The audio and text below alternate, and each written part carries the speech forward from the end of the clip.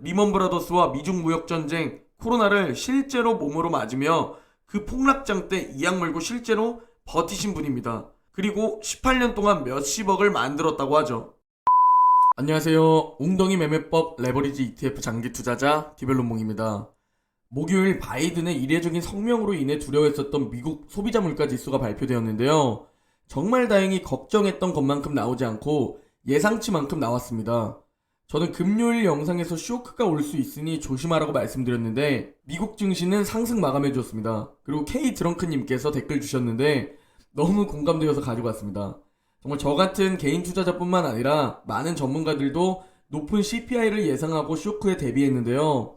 우리 채널 웅주분들은 대응이라고 해도 바이앤홀드지만 말이죠. 오늘 영상에서는 미국 소비자 물가지수 CPI가 40년 만에 최고 상승률이라고 하는데 아무리 생각보다 덜 나왔어도 엄청 높긴 합니다. 그런데도 이 와중에 우리가 투자하는 두 종목 중 하나인 SSO가 추종하는 지수 S&P 500이 종가 기준으로 사상 최고치를 갱신했습니다. 그리고 다음 주 15일에 FOMC 회의 후 기자회견이 있는데 사실상 올해와 내년 증시에도 조정을 줄 수 있는 요인이기에 수요일이 굉장히 중요한 날입니다. 그리고 나스닥 100 지수가 6개 종목이 편입된다는 소식입니다. 이 부분은 우리의 QLD와 연관이 있기 때문에 좀 다뤄드리고, 그리고 금요일 영상과 관련한 같은 내용에 대한 질문이 너무 많아서 그 부분 Q&A를 진행하고 영상 마무리하려고 합니다. 그럼 오늘 영상 시작합니다. 금요일 뉴욕 증시 S&P 500이 사상 최고치를 경신했습니다. 그리고 나스닥과 다우도 상승했는데요. 미국의 인플레이션 지표가 높은 수준을 유지한 가운데에도 상승했습니다. 바이든 때문에 시장의 예상이 훨씬 높았던 건지 제 예상과는 반대로 상승 마감했습니다. 다우는 0.6% 상승, 나스닥은 0.7% 상승, S&P 500은 0.9% 상승 마감했고 S&P 500은 4,712포인트로 사상 최고치를 경신해 주었습니다. 금요일 맵을 좀 살펴보면 애플과 마이크로소프트가 미국 증시를 이끌었는데요. 각각 2.8% 급등을 해주었습니다. 이렇게 시총 1, 2위가 상승을 하는 이유 중 하나로는 막대한 연금을 가지고 있는 이 거대 기업이 가장 안전한 투자처라고 투자자들은 생각하는 듯 합니다. 그리고 일주일 동안의 맵을 살펴보면 우리가 2차 매수를 시작한 이후부터 확실한 반등을 보여준 것을 알 수 있는데요. 특히 애플이 일주일 동안 10% 상승을 보여준 게 눈에 띕니다. 미국 10년물 국채금리는 현재 여전히 1.4 후반대의 숨고르기를 보여주고 있는 상황입니다. 12월 15일 FOMC 기자회견 후 급등하는 흐름을 보여줄지 지켜봐야 할 듯합니다. 그리고 금요일 공포지수는 38로 마감했습니다. 일주일 전 20이었는데 많이 올라온 것을 확인할 수 있고 오늘 계속 말씀드리지만 12월 15일만 무사히 넘어가면 올해는 일단 큰 고비가 없을 듯 합니다. 이날 중요한 이슈로는 미국 소비자 물가지수 CPI가 발표되었는데 약 40년 만에 가장 높은 상승률을 기록했는데요. 다만 일각에서 우려했던 것만큼, 즉 바이든이 밑밥을 깔 정도로 높은 수준이 나온 것은 아니라는 시각이 제기돼 안도감이 나타난 것으로 해석됩니다. CPI는 전년 대비 6.8% 오른 것으로 발표되었는데요. 이는 1982년 이후 가장 높은 상승률입니다. 연준의 목표치인 상당기간 2%를 한참 뛰어넘고 있는데요. 그렇게 12월 FOMC에서 테이퍼링 가속화에 대한 전망이 나오고 있고 시장은 기정사실로 받아들이고 있습니다. 그러면서 금리 인상 역시 앞당겨질 것으로 예상하고 있죠. 12월 15일에 FOMC 후 파월의 기자회견이 있는데 시장은 이미 어느 정도 테이퍼 가속화를 반영한 것으로 보이는데 만약 증시가 떨어지더라도 저는 매수 기회로 보고 있습니다. 우리가 15일 파월의 입에서 중요하게 봐야 할 부분은 테이퍼링 가속화 그리고 점도표입니다. 그리고 마지막으로 인플레이션에 대한 입장, 이렇게 세 가지를 좀 중점적으로 봐야 할 듯 합니다. 자, 그리고 우리가 투자하고 있는 나스닥 100 이베 레버리지 QLD에 직접적으로 영향이 있는 부분인데요. 먼저 나스닥 100이 6개 종목을 편입한다는 소식입니다. 먼저 우리가 알만한 종목들로는 3개로 에어비앤비, 데이터독, 그리고 루시드 그룹입니다. 그리고 그 외 3개 종목은 팔로알토, 포티넷, 지스케일러입니다. 에어비앤비는 세계 최대 숙박 공유 서비스, 루시드는 미국 전기차, 그리고 포티넷은 보안 솔루션 리딩, 팔로알토는 사이버 보안, 지스케일러는 사이버 보안 클라우드, 데이터독은 클라우드 서비스 기업입니다. 나스닥 100 지수에 편입이 되는 날은 한국 시간으로 12월 21일 화요일 오전 5시라고 합니다. 자, 이제 마지막으로 웅덩이 매매법 댓글 Q&A입니다. 제가 금요일에 올려드린 Q&A 부분에서 61선 2차 매수가 끝나고 거의 바로 다시 터치하면 어떻게 되나요? 라는 질문에 대한 답변을 드렸는데, 많은 분들이 2차 매수가 저렇게 연속으로 발생하면 현금이 없을 것 같은데 어떡하나요?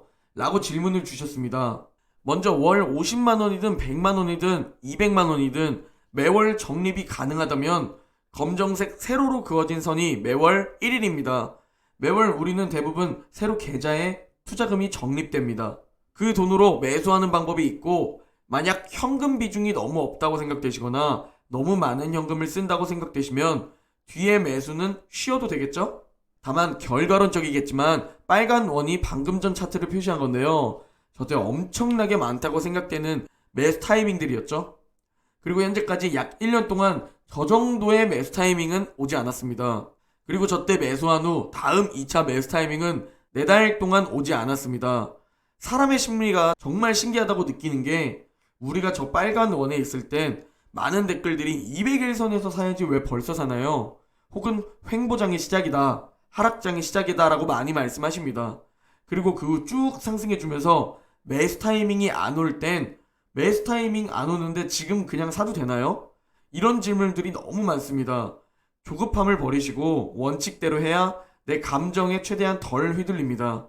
내가 포모 증후군과 공포를 이기지 못하면 10년 이상 장기 투자는 불가능하다고 생각합니다. 저도 유튜브를 보다가 정말 와닿고 존경스럽다는 분이 있었는데요.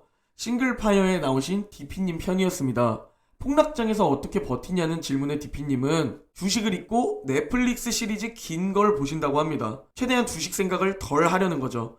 그리고 DP님은 폭락장에서 가장 좋은 건 기다림이라고 합니다. 물론 좋은 종목을 들고 있을 경우에요. 그리고 이분은 리먼 브라더스와 미중 무역전쟁, 코로나를 실제로 몸으로 맞으며 그 폭락장 때 이악 물고 실제로 버티신 분입니다. 그리고 18년 동안 몇십억을 만들었다고 하죠. 제 생각으로는 솔직한 말씀으로 우리 개인 투자자가 할 수 있는 최선의 방법, 그리고 가장 현실적인 방법을 솔직하게 말씀해 주신 듯 합니다. 그리고 안 오면 좋지만 만약 폭락장이 온다면 이악 물고 버티는 수밖에 없는 거고, 그때 버티고 계속 매수를 해야 정말 우리도 경제적 자유를 이룰 수 있다고 생각합니다. 그리고 한 분께서 매수만 하지 말고 매도만 하는 것도 같이 해야 할 것 같다고 하시며 1년 내내 매입하는 것만 있으면 하셨습니다. 제가 항상 말씀드리지만 매도하고 싶으시면 매도하시면 됩니다. 우리는 오즈를 즐기는 구간에 고점인 줄 알고 떨어지면 다시 사야지라는 생각으로 매도를 했는데, 상승을 하게 되면 포모가 괴롭히겠죠.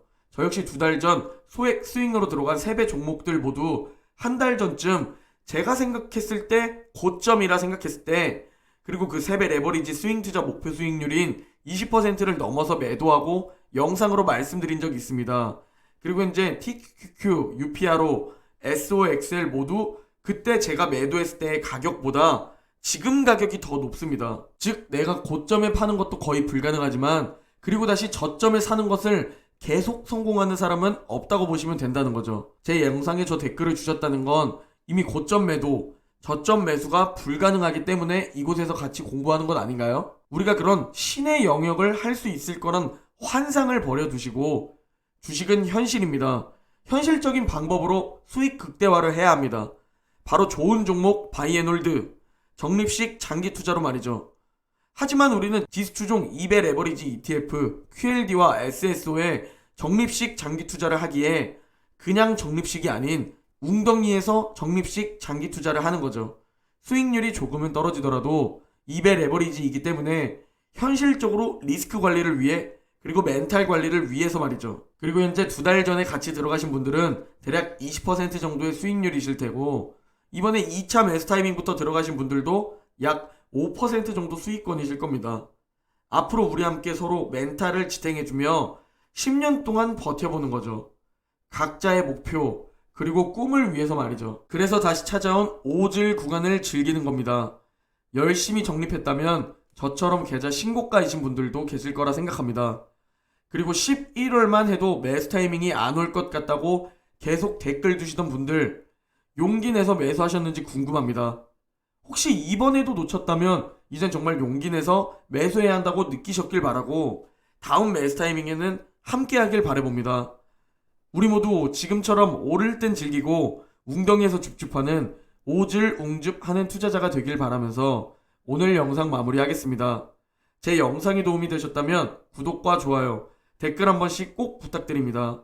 모두 행복한 일요일 보내시고 그럼 내일 영상에서 뵙겠습니다.